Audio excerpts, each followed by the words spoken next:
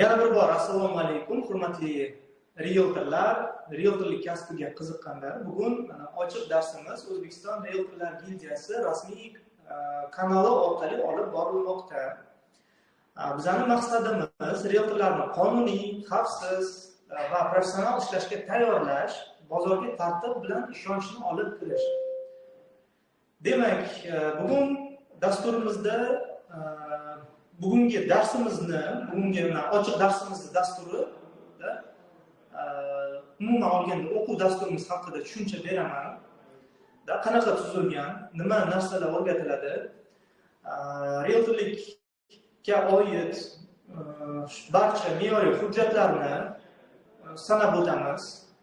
Qanaqa hujjatlar, qaysilar, ma'nosi nima haqida bu me'yoriy hujjatlar, bularni nomma-nom aytib o'tamiz. Dastur davomida ularni yana batafsil o'rganamiz har birini.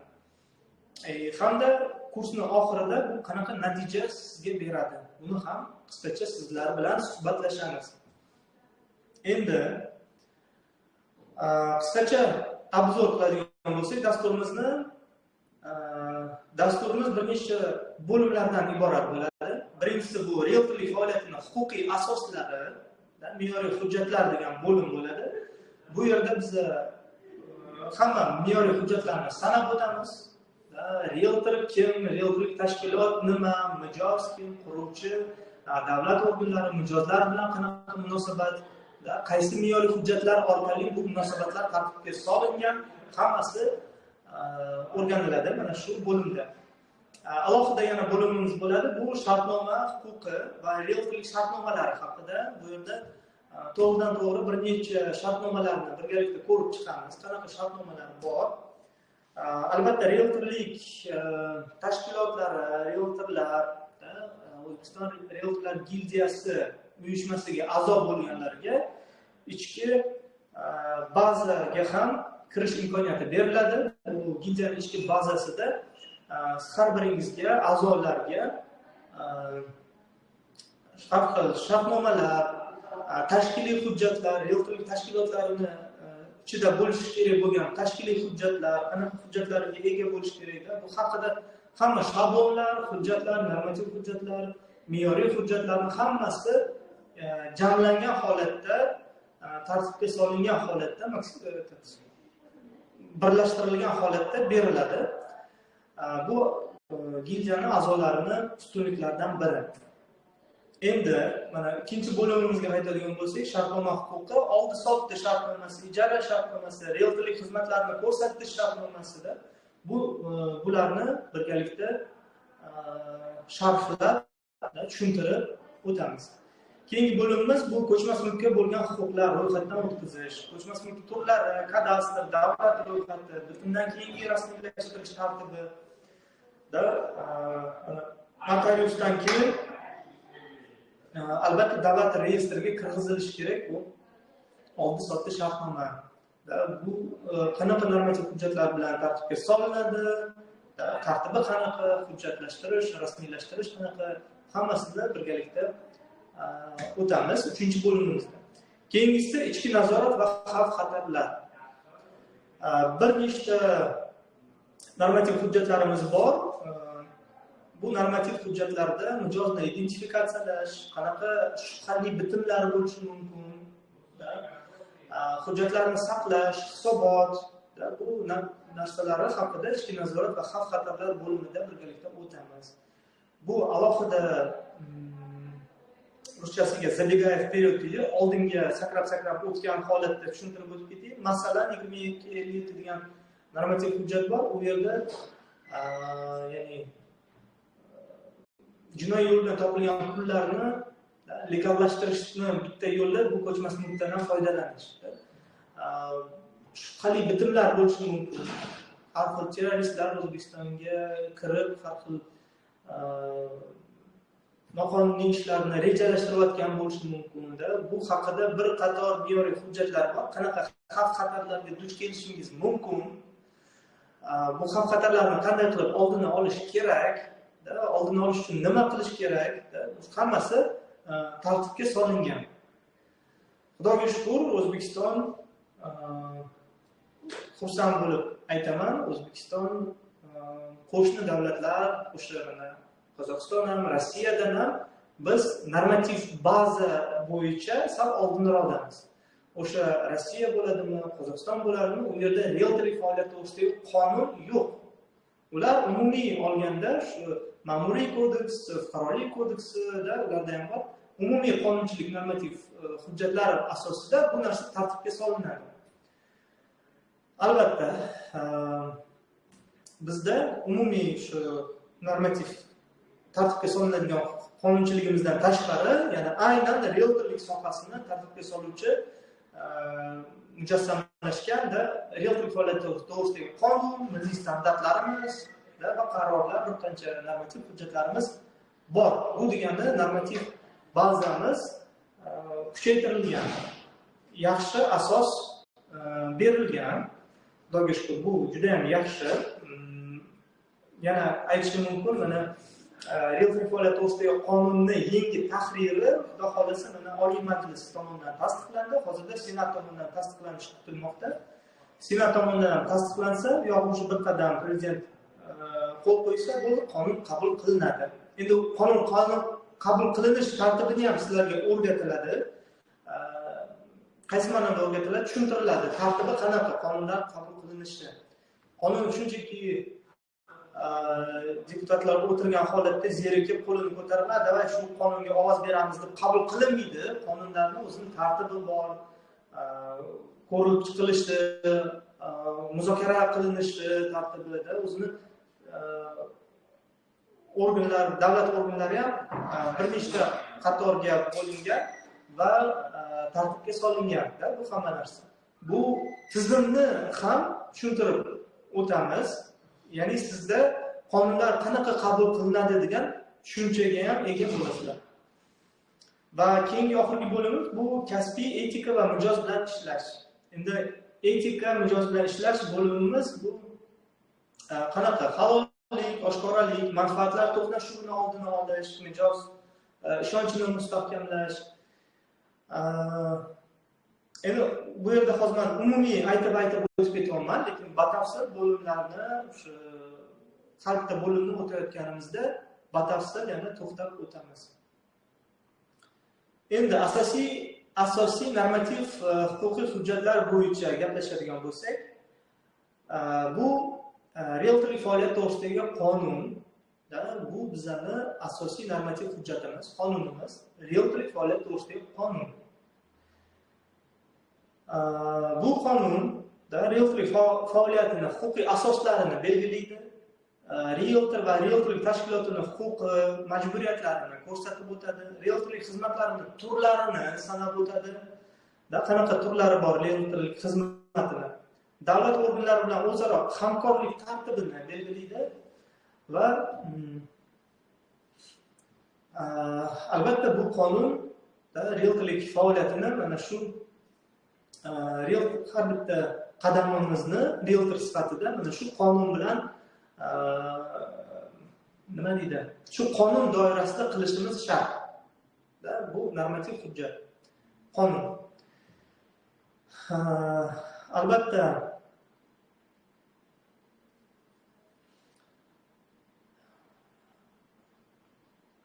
keyingi normativ hujjatlarimizdan sanab o'tamiz. Yana qanaqa normativ hujjatlarimiz bor? Realtorlik faoliyati to'g'risidagi qonundan tashqari yana hozirgi kunda 4 ta milliy standartimiz bor. Birinchi, ikkinchi, uchinchi, 4-chi milliy standart. 4-chi milliy standartimiz yaqindagina qabul qilindi. Buni ijtimoiy tarmoqlarda ham kuzatib borayotgan bo'lsanglar, esingizlarga tushsa kerak. Ishonchli boshqarish bo'yicha milliy standart qabul qilingandi yaqinda. Undan tashqari yana 3 ta milliy standartimiz. Birinchisi bu realtorlik tashkilotlarining xizmatini sifatini nazorat qilish bo'yicha ichki qoidalarga bo'lgan talab haqida milliy standart, ya'ni har bitta realtorlik tashkilotni oddiy til bilan tushuntiradigan bo'lsak, har bitta realtorlik tashkilotda ichki shunaqa hujjatlar bo'lishi kerak. Xizmatni qanaqa tartibda ko'rsatadi, qanaqa xizmat ko'rsatish kerak, uni sifatini qanaqa nazorat qilish kerak, sifatini qanaqa nazorat qiladi, Misol uchun realtorlik tashkilot o'zini realtorlari, xodimlarini yaxshi ishlayaptimi, yaxshi ishlamayaptimi, ularning hammasi shu ichki hujjatida yozilgan bo'lishi kerak. Qanaqa tartibda xizmat ko'rsatadi va buni sifatini qanaqa qilib kontrol qilish kerak, tartibga solish kerak. Kerak bo'lsa shu realtorni qanaqa jazolash kerak yoki rag'batlantirish kerak. Mana shu hammasi shu ichki hujjatlarda yozilgan bo'ladi. Mana shu ichki hujjatga bo'lgan talablar milliy standartda, birinchi milliy standartda ko'rsatilgan. Endi ikkinchi milliy standartimiz bu realtorlik xizmatini biri axborot maslahat xizmati. Axborot maslahat xizmati qanaqa bo'lishi kerak? Shartnomasi qanaqa tuzilishi kerak? Axborot xizmati maslahatiga nima kiradi? Bu batafsil o'sha ikkinchi milliy standartda yozilgan va tushuntirilgan. Uchinchi milliy standartimiz bu auksion savdolarini tashkil qilish. Oddiy tilda aytiladigan bo'lsa, realtorlik tashkilotlari auksion tashkil qilishi mumkin. Ko'chmas mulkni auksion shaklida sotish ham huquqiga ega. Va 4-milliy standartimiz, qaytaraman, bu ishonchli boshqarish. Ishonchli boshqarish, ko'chmas mulkni ishonchli boshqarish bo'yicha batafsil tushuntirish berilgan, talablar qo'yilgan bu milliy standartda. Yana bitta milliy standartimiz qabul qilinmagan, lekin bu xizmat turi bor. Realtorlik faoliyati to'g'risida qonunda belgilangan bu vositachilik. Hozirgi kunda bu milliy standart bo'lmasa ham, bizning qonunchiligimiz, kodeksimiz bor. Hozir bir daqiqa.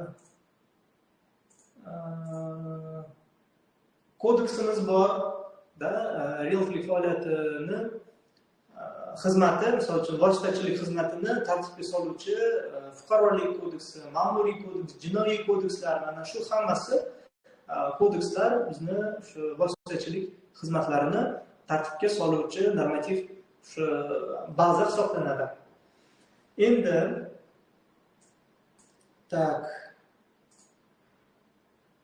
keyingi bizni normativ hujjatlarimizdan biri albatta bu fuqarolik kodeksi. Fuqarolik kodeksi bu asosiy manba, boya aytganimdek, misol uchun vositachilikni tartibga soluvchi normativ hujjat bu o'sha fuqarolik kodeksi hisoblanadi.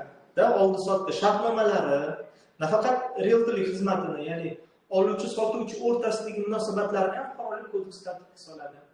Ijara shartnomalarini ham, vakillik ishonchnoma shartnomalari ham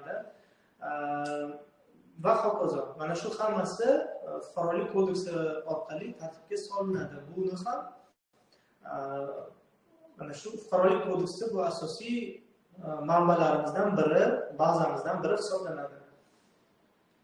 Endi undan tashqari yana nimalarni ko'rib chiqamiz? Buni kadastr to'g'risidagi qonun, kadastr to'g'risidagi qonun,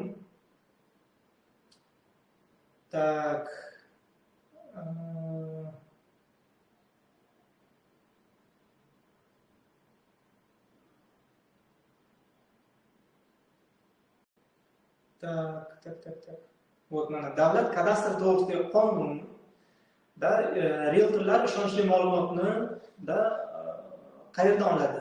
Albatta, ko'chmas mulkka aloqador ma'lumotni kadastrdan oladi. Kadastr o'sha qonunchilikda nima, shu davlat kadastri to'g'risidagi qonunda nima, to есть ichidagi mazmuni nima haqida? Davlat kadastrini yagona tizimi, kadastr ma'lumotlari, mazmuni, ularni yuritish tartibi haqida yozilgan davlat kadastri to'g'risidagi qonunda, hamda ko'chmas mulkning huquqiy maqomi, maydoni, turi, bahosi kabi ma'lumotlar qayerda va qanday shaklda saqlanishi ko'rsatiladi ushbu qonunda, hamda kadastr organlarining vakolatlari, kadastr ma'lumotlaridan foydalanish qoidalari bayon etiladi. Endi realtor ko'chmas mulk bo'yicha axborot berayotganda kadastr ma'lumotlariga tayanishi kerak. Ko'pincha praktikada umuman qonunchilikdan xabari bo'lmagan yoki e'tiborsiz ishlaydigan deylik noqonuniy ishlayotgan realtorlarimiz ko'pincha bu yerda. Ular mijozdan ishlaganda hujjatlaringiz to'liqmi, joyidami? Ha, to'liq, toza desa, ha, bo'ldi ekan deb turib ishlashga tushib ketadi. Umuman tekshirmaydi ham, qaramaydi ham, ko'rganda ham, ha, bor ekan-ku, ha, bo'ldi deb qoladi, bo'ldi. Lekin uni tushunish kerak hujjat kadastrda, o'qish kerak, davlat kadastr to'g'risidagi qonunni bilish kerak-da. Qanaqa ma'lumotlar bo'lishi kerak kadastrda, qanaqa qilib siz ma'lumotlarni tasdiqlab olishingiz mumkin kadastrdan. Realtorlik faoliyati to'g'risidagi qonunda ham belgilangan moddalar bor. Siz so'rovnoma jo'natib, ofitsial tartibda javob olishingiz mumkin. Anaqadan kadastrdan misol uchun va mijozlar bilan ishlaganda, uyni sotayotganda realtorlar albatta qonunda belgilangan mas'uliyat bor. Realtorlik tashkilotga, realtorga bo'yniga qo'yilgan mas'uliyat bu ma'lumotni ishonchliligi. Realtor hech qachon mijozni so'zidan hujjatingiz tozami, toza, hujjati toza ekan deb reklama qilib ketishi bu noto'g'ri, qonunga to'g'ri kelmaydi bu narsa. Baribir realtor javobgar hisoblanadi. Agar mijoz sizni aldab, toza desa, lekin toza bo'lmasa ham, baribir realtor aybdor. U hech qachon menga egasi toza degan edi deb suvdan qo'rqib chiqa olmaydi. Endi realtorlik tashkilot, realtor albatta hujjatni birinchi o'zi tekshirib olib, unga berilgan vakolat doirasida tekshirib olib va mijozlarga ma'lumot berishi belgilangan qonunda. Shunchaki og'zaki ma'lumot so'rab, og'zaki ma'lumot ketib, hech narsa bo'lmagandek pul ishlayman deb o'ylash, bu albatta bu noto'g'ri. Buni hamma biladi, lekin praktikada qo'llashga kelganda ko'pchilik buni inobatga olmaydi. Hammasi hujjat joyidami? Ha, joyida. Hujjati joyida ekan deb turib ishlashga o'tib ketadi. Ochiqlik etish kerak. Normativ hujjatlardan yana nima hujjatlarimiz bo'ladi? Bu soliq kodeksi. Soliq kodeksini ham sizlar bilan batafsil ko'rib chiqamiz. Bu realtorlik tashkiloti mas'uliyati cheklangan jamiyat sifatida, yuridik shaxs sifatida qanaqa soliq majburiyatlari bor, qanaqa hisobotlari bor, yoki realtor yakka tartibli tadbirkor sifatida ishlasa, unda qanaqa soliqlari bor, qanaqa majburiyatlari bor. Undan tashqari jismoniy shaxslar o'rtasidagi soliqlarni oldi-sotdi qilganda sotuvchi qanaqa soliq to'laydimi, to'lamaydimi, oluvchi soliq to'laydimi, to'lamaydimi, bu narsalarni ham soliq kodeksini birgalikda batafsil ko'rib, har xil keyslarni, misollarni keltirib o'rganib chiqamiz. Tak. Albatta, undan tashqari yana sizlar bilan ko'rib chiqadigan hujjatlarimizdan biri, endi hozir sizlar bilan hammasini ko'rib chiqishga ulgurmaymiz. Mana yana ikkitasini tushuntirib o'tay. Uchtasini deylik, mana iste'molchilar huquqlarini himoya qilish to'g'risida qonunni ham qisqacha ko'rib chiqamiz. Chunki mijoz bu iste'molchi, u aniq, to'g'ri, to'liq axborot olishga haqli.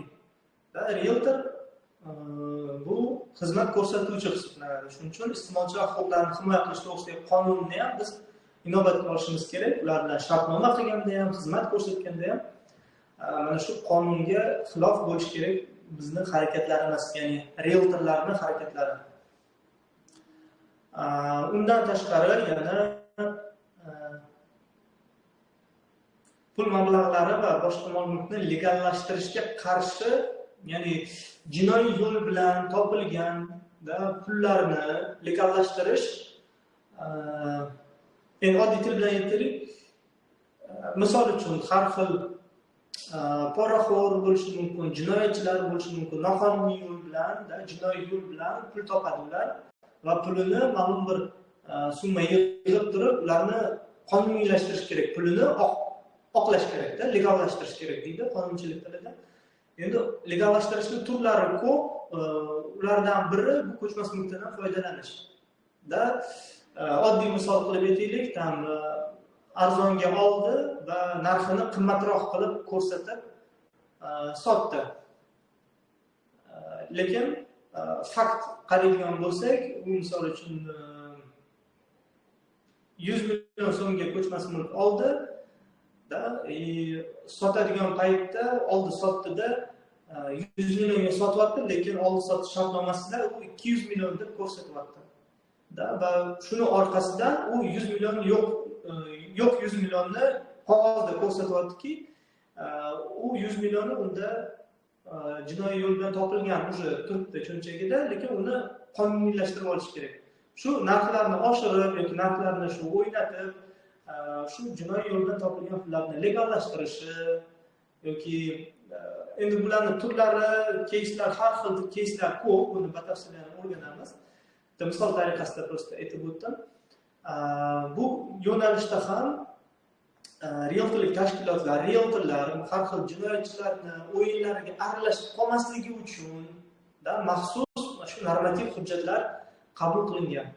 Bularni ichki o'zi tartibi, qonun qoidalari belgilangan. Mana shu qonun qoidalarni hammasini amal qilish kerak realtorlar. Bu hammasi realtorlikning xavfsizligi uchun, realtorning xavfsizligi, o'zining xavfsizligi uchun, davlatning xavfsizligi uchun qilingan normativ hujjatlar. Bularni albatta amalda qo'llash shart belgilangan. Ma'muriy kodeksda ham bu shu legallashtirish bo'yicha qonunchilikni buzgan realtor yoki realtor tashkilot uchun jarima, jazo belgilangan. Ma'muriy kodeksda ham bor bu modda. Undan tashqari oxirgi hujjat, normativ hujjat sizlar bilan aytib o'tadigan bu nodavlat notijorat tashkilotlar to'g'risidagi qonun. Bu hujjat, normativ hujjatni nimaga o'zi bu hujjatni men ko'taryapman? Chunki professional jamoat tashkiloti, realtorlar gildiyasi bu professional jamoat tashkiloti hisoblanadi. 2021-yilgacha realtorlik faoliyati litsenziya asosida ishlanadi.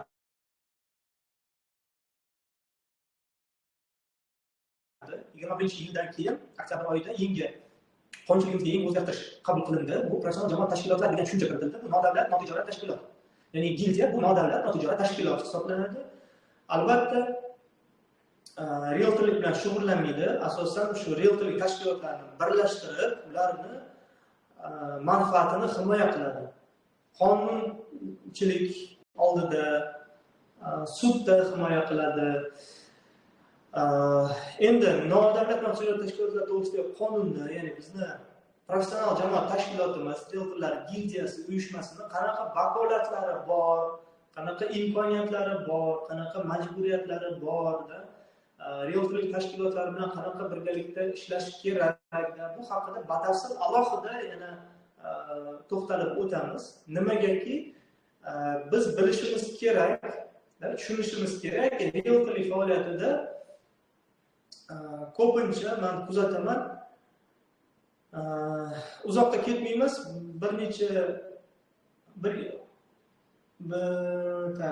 yil yoki 2 yil oldin realtorlik faoliyati to'g'risidagi qonunning yangi tahriri qabul qilinishi kutilayotgan edi. Ushbu qonunda shunaqa mazmun bor ediki, u yerda realtorlar, ya'ni uyni egalari, ko'chmas mulkni egalari uyini sotmoqchi bo'lsa, realtorlik tashkilot orqali sotsin. Agar realtorlik tashkilotga murojaat qilsa, u o'zi sotish huquqiga ega emas bo'ladi. Agar u realtorlik tashkilotga, realtorga murojaat qilmasa, marhamat, o'zi sotish huquqiga ega. Ya'ni bu yerda bizda juda katta muammo bor edi. Ham realtorga murojaat ham qiladi, ham o'zi ham reklamaga joylashtirib qo'yadi. Tabiiyki, OLXda va ijtimoiy tarmoqlarda mijozlar ikkita e'lonni ko'rib turibdi. Ham realtor joylashtirgan e'lon, ham uyni egasi joylashtirgan e'lon. Tushunmovchilik bo'ladi. Chunki egasi kayfiyatiga qarab narxni o'zgartiradi yoki narx o'zgartirgandan keyin realtorga aytmagan bo'lishi mumkin yoki 100 ta realtorga aytdi-da, narx o'zgartirgandan keyin 100 tasiga endi qaytadan telefon qilib chiqish kerak, aytib chiqish kerak, u aytmay qo'ya qoladi. Deydi, klient baribir olib kelmadi-ku, deydi, qo'yadi. keyin qarabsizki, ijtimoiy tarmoqlarda 2 xil, 3 xil narxlar o'ynab ketadi, tushunmovchiliklar bo'ladi. Keyin realtorlarni hamma qoralaydi, vot ustiga 10 ming mindiribdi, ustiga 20 ming qo'yib aytyapti, ustidan uy egasini dan pul ishlayapti ustiga qo'yib. Endi har xil vaziyat bo'lgan, har xil vaziyat bo'ladi. Bularning hammasini oldini olish uchun shunaqa inisiativa bor edi. Realtorlik tashkilot tekinga reklama qilib beradi. Faqat realtorlik tashkilotga murojaat qilsa bo'ldi, tekinga reklamaga joylashtirib beradi. Lekin agar realtorlik tashkilotga murojaat qilsa, o'zi reklama qo'ymaydi. Qo'yishga haqqi yo'q. Agar o'zi qilsa, pожалуйста, realtorlik tashkilotga murojaat qilmasin yoki murojaat qilsa, o'zini reklamasini olib tashlasin. Ya'ni yo uyali yo buyali bo'lishi kerak-da. Shu ma'noda qonunchilik inisiativasi belgilanganda realtorlik tashkilotlar, realtorlar bir yoqadan bosh chiqarib, bu himoya qilinmadi, ochig'ini aytganda, uyushmalarga birlashib, birgalikda hamma himoya qilinganda, darrov bu qonunchilik qabul qilingan bo'lardi.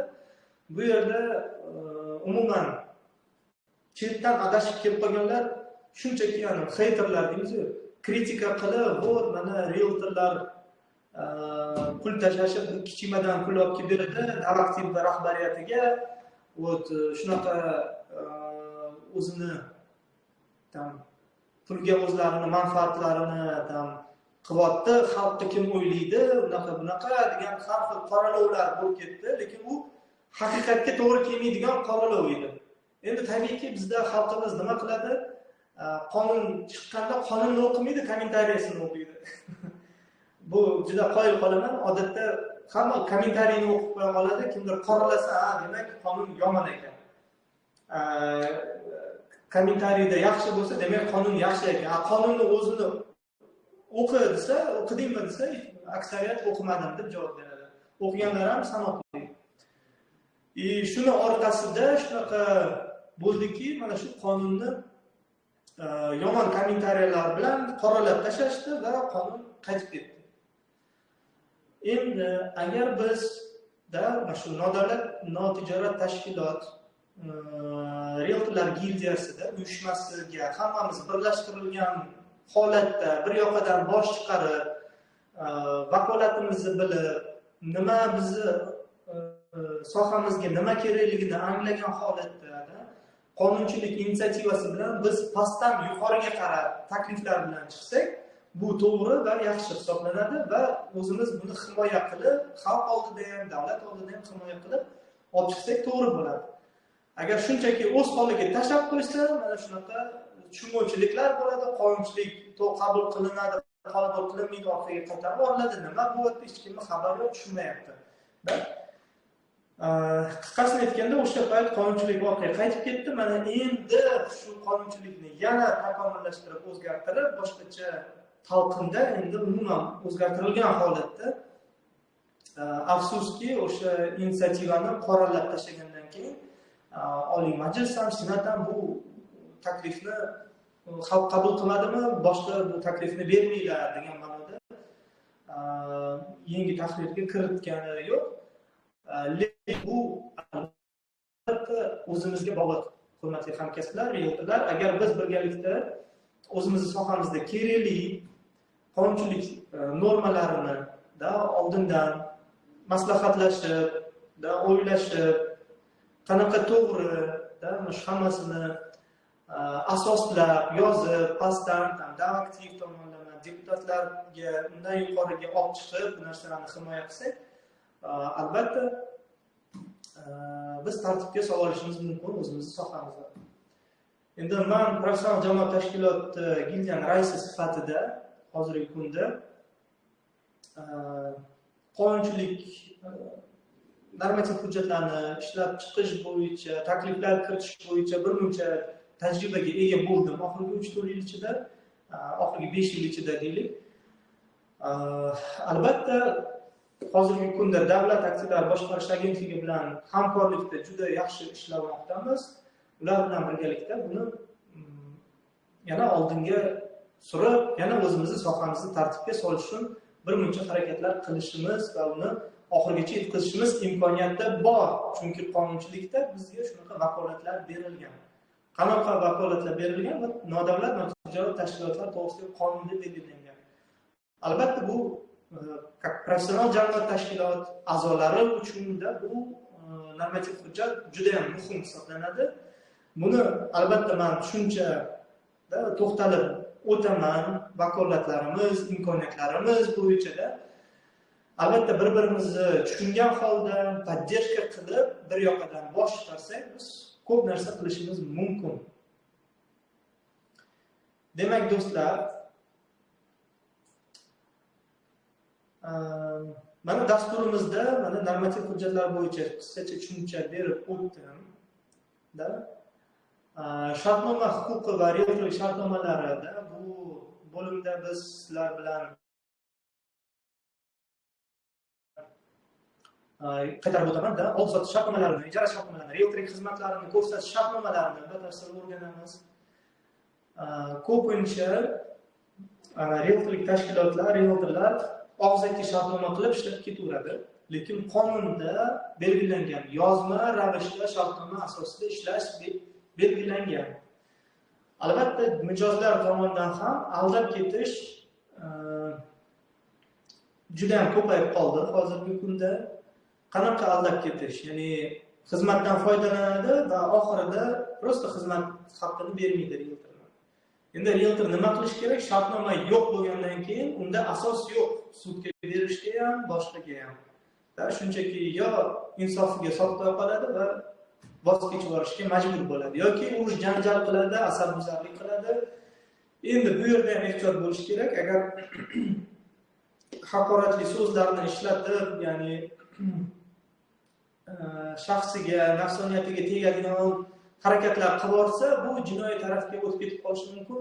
Realtorga nisbatan fuqaro ariza yozib, uni jinoyatga yoki ma'muriy huquqbuzarlik sifatida talqin qilib, jarimaga torttirishi mumkin, sudgacha olib chiqib kerak bo'lsa. Shuning uchun realtorlarni himoya qilish uchun ham mana professional jamoat tashkiloti sifatida oldindan mana shartnomalarni biz birgalikda ko'ramiz, ko'rib chiqamiz, tushuntiramiz, birgalikda razbor qilamiz ularni. Qanday qilib o'zini himoya qilishni o'rganamiz. Albatta sudda ham ishtirok etish vakolatiga ega professional jamoat tashkiloti sudda himoya qilishga. Uni ham bir nechta yo'nalishlari bor. Misol uchun hakamlik sudlari orqali himoya qilish mumkin. Agar siz shartnomaga oldindan shu narsani kiritib o'tsangiz, yoki davlat sudlari orqali himoya sudga berib o'z huquqlaringizni himoya qilishingizni talab qilishingiz mumkin. Endi davlat sudlarida 2% davlat boji bor, hakamlik sudlarida 1% davlat boji bor. Bu narsalarni ham tushuntirib o'taman. Misol uchun agar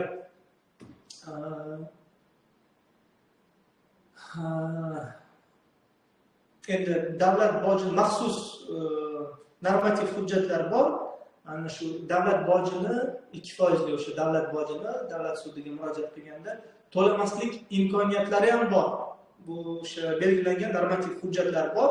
Shular asosidan foydalanib shu davlat bojini to'lamasdan sudga oshirib harakat qilish ham mumkin. Bu birinchi variant. Yoki hakamlik sudi 1% to'lab, ya'ni tezroq sudga oshirib, bu yo'ldan ham harakat qilish mumkin. Qanaqa o'zini pluslari, minuslarida hammasi praktikada biz boshimizdan o'tkazganmiz. Bularni ham tushuntirib o'taman. Qanaqa qilib himoya qilish kerak o'zini va hokazo. Undan tashqari bir muncha yana hozir etib o'tilmagan normativ hujjatlar bor. Ularni ham dasturimiz davomida yana o'tamiz. Eng muhimi bu kasbiy etika bo'yicha normativ hujjat qabul qilinishi kutilmoqda hozir. Realtorlik tashkilotlar bilan uyushma yaqin orada katta yig'ilish qilamiz. Bu albatta bo'ladigan ish. Xudo xolasa hammani yig'ib turib, realtorlar kasbiy etikasida etikasini qabul qilishimiz bu juda ham muhim. Bu narsani nimaga kerakligini, nima haqidaligini etika kodeksida buni o'rganamiz. Undan tashqari o'sha yig'ilishlarda hammasini batafsil tushuntirib, albatta qatnashchilar juda ham muhim. Albatta qatnashchilar juda ham yaxshi bo'ladi. Qatnashchilar bu etikani qabul qilinishida, chunki har bitta realtorlik tashkilot, realtor ishlab turgan realtorda o'zini praktikasidan kelib chiqib, har xil realtorlar o'zaro bir-biri bilan bo'lgan munosabatni ham tartibga solishimiz kerak, do'stlar. Chunki oxirgi payt realtorga dushmandek qarab, konkurensiya qilib juda yomon ishlar bo'lib ketyapti oxirgi payt. O'shani ham oldini olish uchun biz mana shu o'zaro qoidalarni kelishib olishimiz kerak-da. Bu qoidalar o'sha oldindan belgilangan, yozib qo'yilgan. Bizning qiladigan vazifamiz hozir birgalikda bu narsalarni ko'rib chiqib va o'sha umumiy katta yig'ilishda, respublika bo'yicha baribir hammamiz yig'ilishimiz kerak bo'ladi. Respublika bo'yicha realtorlar o'sha katta yig'ilishda hammamiz ovoz berish yo'li bilan mana shu qoidalarni qabul qilsak, buni ham qonunchilik darajasiga olib chiqamiz, tasdiqlaymiz davlat tomonidan va shu belgilangan qoidalar bo'yicha birgalikda ishlaymiz. Demak, hurmatli do'stlar, men bo'lmasa translyatsiyani hozir qo'limga olaman.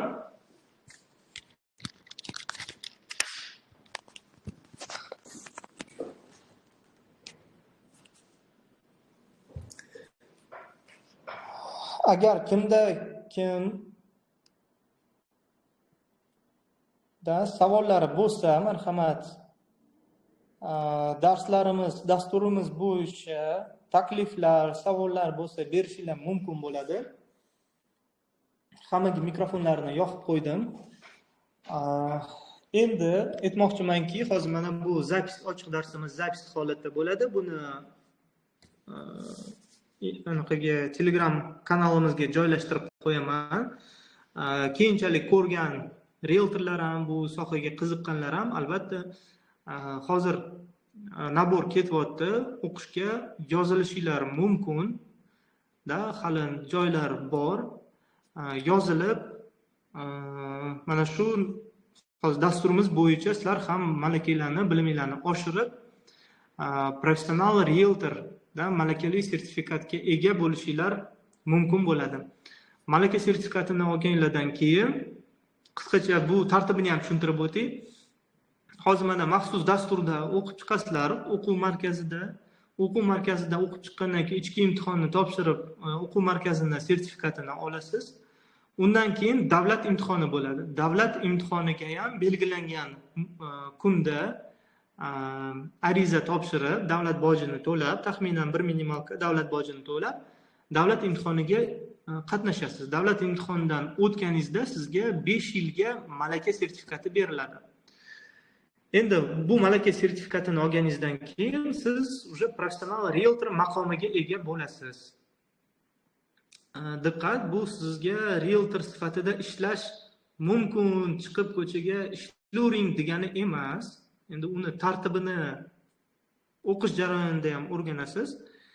Qanaqa tartibda ishlashingiz mumkin bo'ladi-da, yakka tartibdagi tadbirkor sifatida, MCJ sifatida ishlasangiz qanaqada, mana shu tartiblarni hammasini to'liqligicha o'rganib olib, undan keyin xulosa qilib, keyin aytishinglar mumkin, shunaqa tartibda ishlashim mumkin deb. Oldindan shuni aytib qo'yganman. Endi o'quv kursimizga yozilmoqchi bo'lganlar albatta menga shaxsiy Telegram lichkamga yozishinglar mumkin. Marhamat, yozganlarga qisqacha anketa to'ldirishga anketa jo'nataman, qisqacha savol-javob qilamiz va ro'yxatga qo'shib qo'yishim mumkin bo'ladi. Demak, savollar bo'lsa, marhamat, dasturlar bo'yicha takliflar bo'lsa,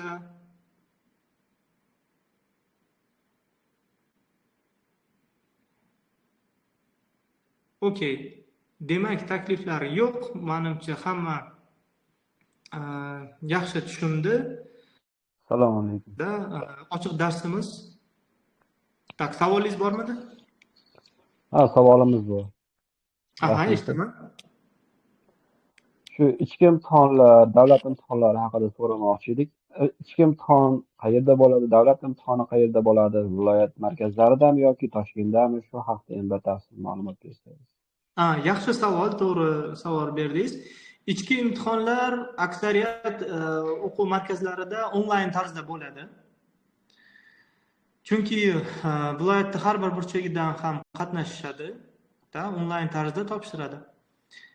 Endi davlat imtihoni esa har bitta viloyatda davlat aktivlari boshqarish agentligi binosi bor. Binosi o'sha nima deydi, единица deydi.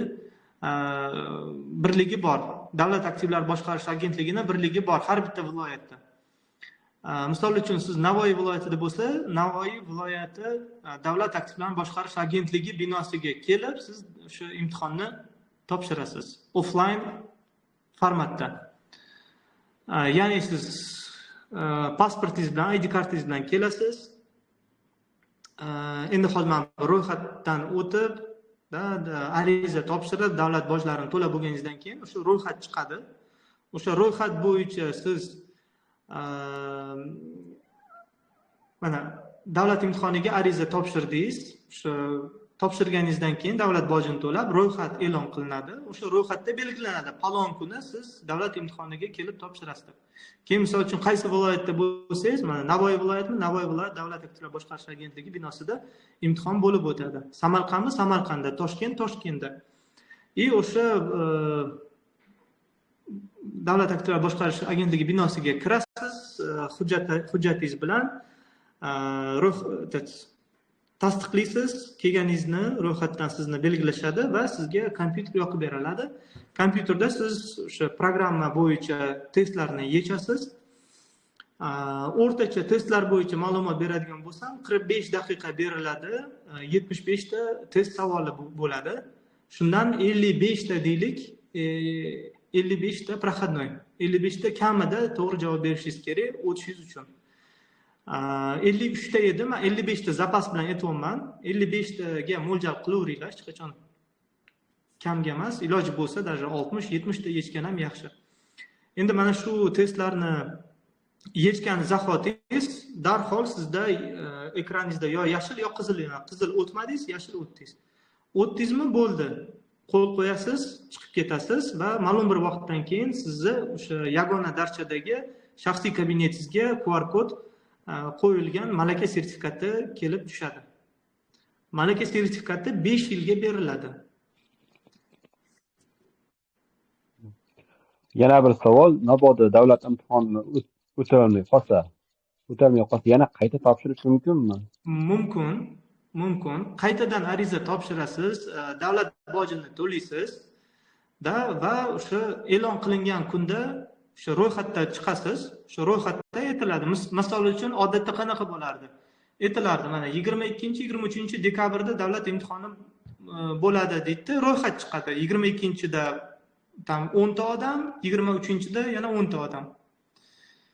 Endi viloyat kesimida har xil bo'lishi mumkin. Sizni ham misol uchun viloyat kesimida 22-ga yo 23-ga qo'yilgan bo'lishingiz mumkin. O'sha qaysi chisloda bo'lsa, o'sha chisloda borib topshirasiz. Endi o'ta olmay qolsangiz, yana keyingi ro'yxatga boshqatdan ariza topshirib, yana qaytadan kirasiz. Rahmat javobingiz uchun. Tak, yana savollar bormi? Yo'q, boshqa savollar yo'q, rahmat. Tushunarli.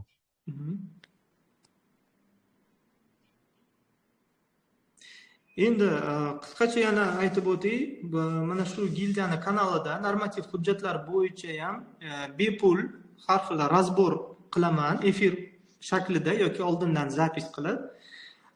Kim misol uchun hali o'qishga sharoiti bo'lmasa, imkoniyati bo'lmasa, sekin-sekin mana shu kanalda joylashtirilgan yoki YouTube kanalimizda joylashtirilgan darsliklarni, ya'ni normativ hujjatlar bo'yicha tushuntirilishlarni ko'rib, tanishib, eshitib, sekin-sekin o'rganib borishini tavsiya beraman. Bu normativ hujjatlar asosida test savollari tashkil qilingan. Bu normativ hujjatlarni o'rganib olsangiz, keyin testga tayyorgarlik ko'rishingiz ham oson bo'ladi. Endi YouTube kanalimizda bepul darsliklarni ham joylashtirib boraman. Bu hamma realtorlar uchun o'zini malakasini oshirish, bilimini oshirish, normativ hujjatlarni ko'proq o'rganib, bilib borish uchun. Albatta, qonunlarni bilganingiz bu sizni realtorlik faoliyati bilan shug'ullanishingiz mumkin degani emas. Yana bir bor eslatib o'tay. Realtorlik faoliyatini shug'ullanishingiz uchun sizga malaka sertifikati qonunchilikda belgilangan tashkiliy organizatsion pravo forma, ya'ni tashkiliy huquqiy formada registratsiyadan o'tgan bo'lishingiz kerak soliq organidan, yoki bu nima nazarda tutilyapti, yoki YTT shaklida yoki mas'uliyat cheklangan jamiyat shaklida. Albatta, realtorlik tashkilotda realtorda sug'urtasi bo'lishi kerak va albatta professional jamoat tashkilotiga a'zo bo'lishi kerak deb belgilangan. Mana shu hamma hujjatlaringiz mujassam bo'lgandagina siz realtorlik faoliyatini amalga oshirishingiz mumkin. Shuning uchun endi hammada ham sharoit bo'lmasligi mumkin birdaniga bu narsani qilishni, lekin qonunchilikda bu nazarda tutilgan. Ya'ni bu narsalar bo'lmasa, qonunga xilof siz faoliyat yuritayotgan hisoblanasiz. Shuning uchun agar amalda oshirayotgan bo'lsangiz, albatta ehtiyotkorlik choralarini ko'rib, darhol tavsiya beraman, o'quv markazlariga murojaat qilib yoki gildiyani tavsiyasi orqali o'quv markazlariga yoki to'g'ridan to'g'ri o'quv markazlariga murojaat qilib o'qib chiqishinglar mumkin bo'ladi. Albatta, gildiyani o'zini ham YouTube kanalida ma'lumotlar bor. Ozgina tushunchaga ega bo'lish uchun realtorlik tashkilotlari bilan o'tkazilgan konsultatsiyalarni, maslahatlarni ham men albatta oldindan zapis qilib bu narsalarni joylashtirganman. Mana bu Telegram kanalimizda ham bor bu ma'lumotlar. Tanishib chiqib, sekin ma'lumotlarga ega bo'lib, ishlarni takomillashtirib, ya'ni qonun doirasida amalga oshirishga harakat qilishni maslahat beraman. Demak, hurmatli hamkasblar, bo'lajak hamkasblarda ishlab turgan realtorlar,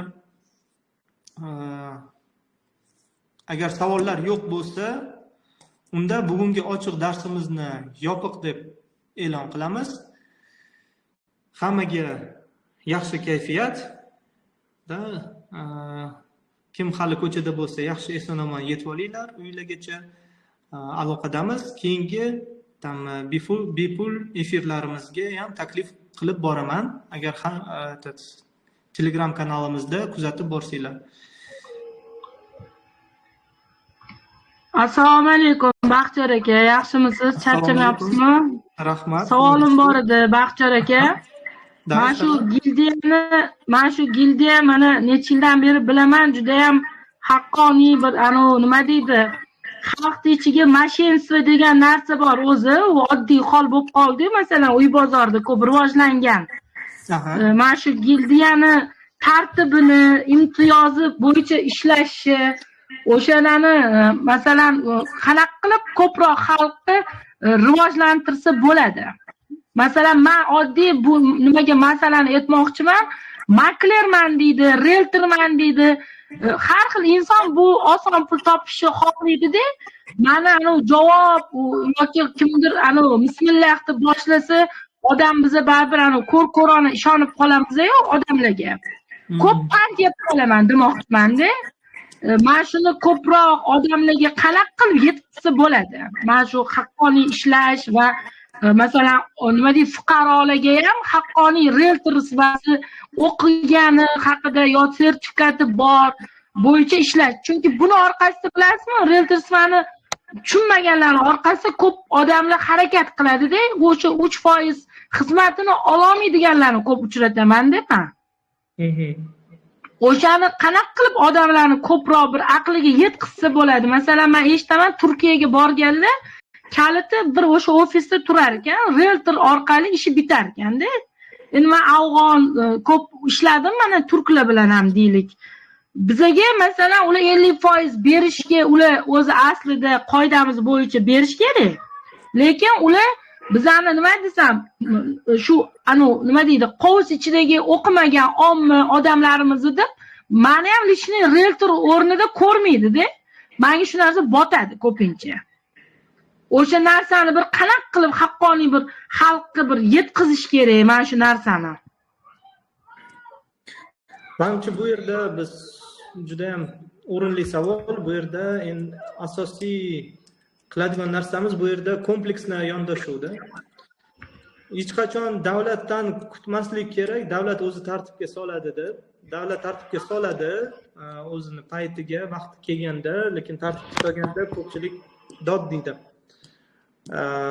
Endi qonunchiligimiz ham shunaqa qabul qilinganki, mana prezidentimiz ham ko'p qonunlarni tez-tezda xalqqa oson bo'lsin deb qabul qiladi. Yo'l ochib beradi tartibga solinishi uchun. Lekin ko'p qonunlarimiz bizda ya'ni ruschasiga осознанность, o'zbekchasiga ongli ravishda yondashuv tamoyili asosida qabul qilingan. Ya'ni qonunda belgilandimi, bunaqa emas, bunaqa bo'lish kerak.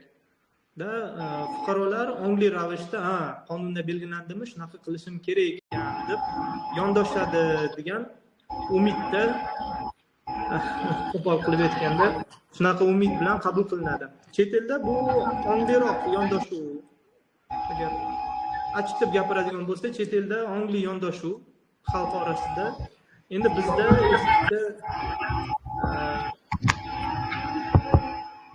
tak, mikrofoningizni o'chirib turaman, Shahlo. To'xtab.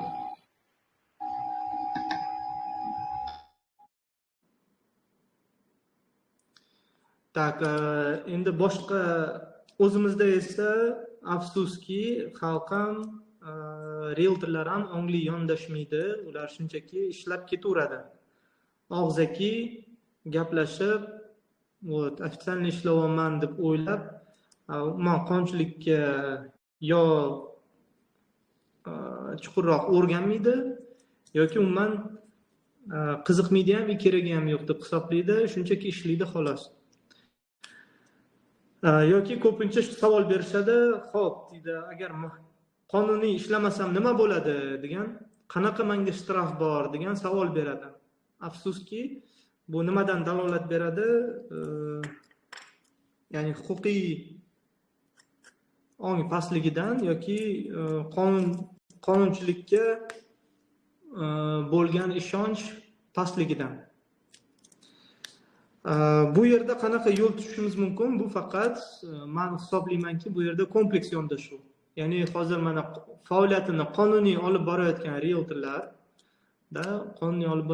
realtorlar, biz faoliyatimizni qonuniy olib boryapmiz deb buni gapirib borish kerak doim. Ijtimoiy tarmoqlarda ham, boshqa joyda ham o'zini malaka sertifikatini, o'sha qonunda belgilangan hamma normativ hujjatlarini ko'rsatib borish kerak xalqqa. Xalq ko'rsin, ijtimoiy tarmoqda, hamma yoqda shu realtorlarni hujjatlari shunaqa bo'lish kerak degan. Bu yerda gildiya tomonidan ham, har bitta realtor tomonidan ham, davlat tomonidan ham harakat birgalikda bo'lsa, tezroq tartibga solinadi. Endi davlat tomonidan bir ikkita roliklar ishlab chiqildi, bir ikki marta aylantirdi, lekin bu yetarli emas. Chunki davlat televideniyasi bir marta ko'rsatar, ikki marta ko'rsatardi. Buni doimiy ravishda qilish kerak. Endi gildiya ham bu nodavlat, notijorat tashkilot, uyushma, uni finansирование, ya'ni moliyalashtirilmasa, u ham juda ko'p ishlarni qila olmaydi. Davlat tomonidan moliyalashtirilmaydi. Shuning uchun nodavlat deyiladi. Endi asosiy imkoniyat bu albatta o'sha realtorlik tashkilotlarimiz, realtorlar orqali birgalikda qilinishi kerak bo'lgan bu ishdir. Agar hammamiz birgalikda yondashuv qilib, hammamiz mana shu biz ofitsialniy realtorimiz mana bizda shunaqa hujjatlarimiz bor deb hamma birdaniga gapirsa buni boshqa realtorlar yoki faoliyatini qonuniylashtiradi yoki уже mijozlar bu narsani bilgandan keyin ular so'rashni boshlaydi. Tabiiyki so'ragandan keyin ular уже iloji yo'q, albatta faoliyatini qonuniylashtirishga majbur bo'ladi. Bitta asosiy yo'l shu.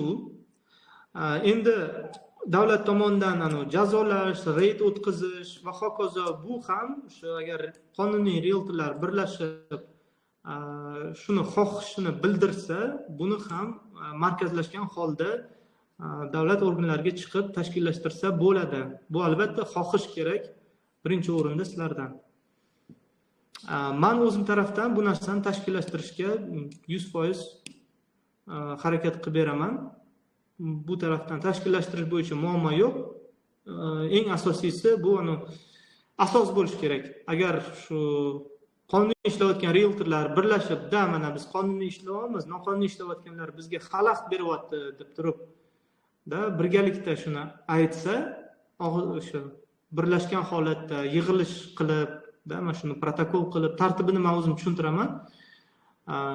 Birgalikda shuni qilsak, albatta shu reydni ham, boshqa narsalarni ham qonun taraflama shu yuqori turuvchi organlarga chiqib tashkillashtirishni so'rab harakat qilsa bo'ladi.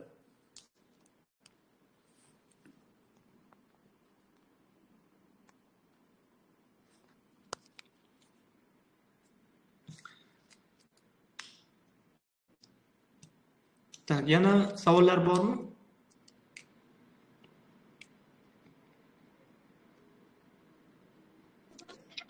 Assalomu alaykum Baxtiyor aka.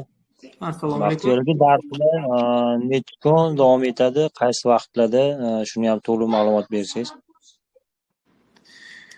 Tak, dastur hozir rejam bo'yicha men через день davom ettiramiz o'zbek tilida. Chunki parallel ravishda rus tilida ham tushuntirish berish reja tutilgan. Shuning uchun tam через день bo'ladi rus tilida, o'zbek tilida. Endi sizlar to'g'ridan-to'g'ri shu o'zbek tilida qatnashishinglar mumkin. Mana shu tushuntirishlarni, normativ hujjatlarni sekin-sekin o'rganib boriladi. Umumiy olganda 1 oy taxminan davom etadi. 1 oydan keyin o'sha ichki imtihonlarga tayyorgarlik, testlardan keyin testlarni muvaffaqiyatli topshirgandan keyin уже davlat imtihonini kutish kerak bo'ladi. Davlat imtihoni qachon bo'ladi? Buni hozir men sizga ayta olmayman. U kuni, vaqti belgilanganda albatta uni e'lon beriladi. Gildiyani kanalda ham, saytda ham e'lon beramiz. O'sha belgilangan kuni keyin уже davlat imtihoniga qatnashasizlar.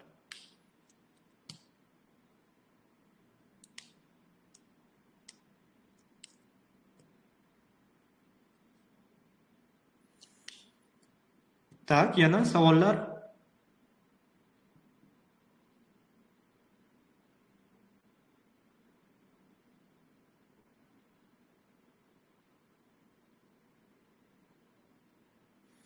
Tak, okey. Tak, hamkasblar, men hozir bu yerda qarayapman. Ishlab turgan realtorlar ham juda ko'p.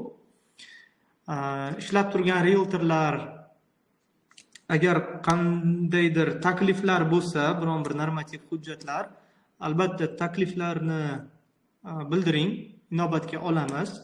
Biron bir normativ hujjatni, misol uchun o'rganishni yoki batafsil tushuntirib berishni xohlasanglar, aytsanglar, buni inobatga olamiz, dasturga kiritib, o'sha normativ hujjat bo'yicha ma'lumotlar tayyorlab, tushuntirish berib o'tamiz. Okey. Unda savollar yo'q bo'lsa, hammaga rahmat. Bugungi ochiq darsimiz tugadi. Hammaga yaxshi kayfiyat tilayman. Hammaga xayrli kech. Unda aloqadamiz. Kursga yozilmoqchi bo'lganlarda shaxsiy сообщениеda menga yozsanglar bo'ladi. Kommentariyalar, takliflar bo'lsa ham marhamat yozishinglar mumkin. har bitta taklifni, har bitta murojaatni inobatga olamiz. Xayr, salomat bo'ling.